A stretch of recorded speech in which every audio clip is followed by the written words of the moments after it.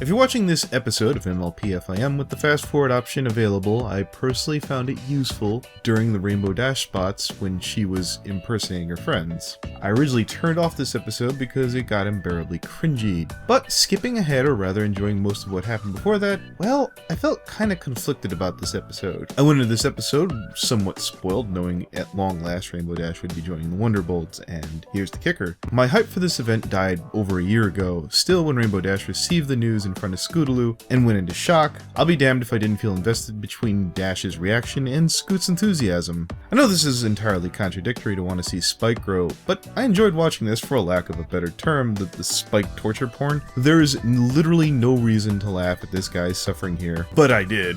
In fact, there literally is no reason for Spike to keep getting needlessly mangled like this, and yet, here we are. Rainbow Dash, pretty much after Flight to the Finish, has had her head straight up her ass. It's easy to empathize seeing Rainbow's grief being as a result of the Wonderbolts hitting a raw nerve, and that's the tricky part of this episode. The moral is it's okay to tease. If I can take some liberties with that moral, that certain people like Dash literally need to have their ego checked. Now, I'm sure for those of you who know me are now likely saying, well, FNGR, you should be all over this moral. It's just so you. I'm a bit of an ass in my circles in the Analysis Rift and elsewhere. I encourage conduct that you might consider boorish. I've encouraged oafish displays to deal with advanced problems. I'm an asshole, and I think we all know this by now. The Wonderbolts are assholes. Not every pony is meant to be in the Wonderbolts, and not everyone was cut out to run in my circles. I have a fairly strong grasp on this. My problem is, this show, a kid show, just said this to a bunch of kids. Again, in the past I've stated,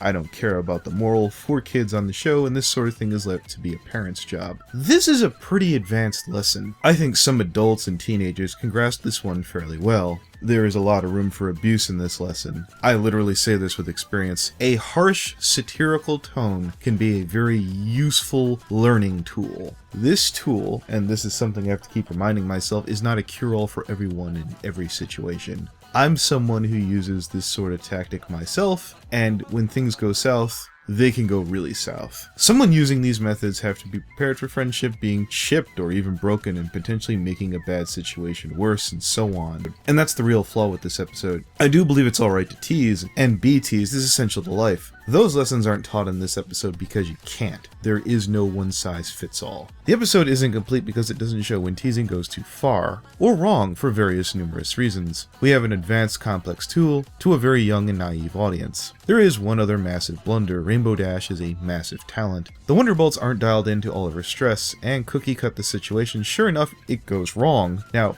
if you're quick to point out this was to see if she could adapt and hack it, well, why didn't she get kicked out when she failed? The team acknowledged this. They're keeping Dash for her talent despite her flaws. A lot of those problems could have been handled proactively instead of retroactively. In closing, this episode gave me a hell of a lot to think about. And as long as you skip past Rainbow Dash trying to be her friends, it's a timeless classic. Share your thoughts down below and let me know if I'm being crazy or overworked. And I'll see you next time.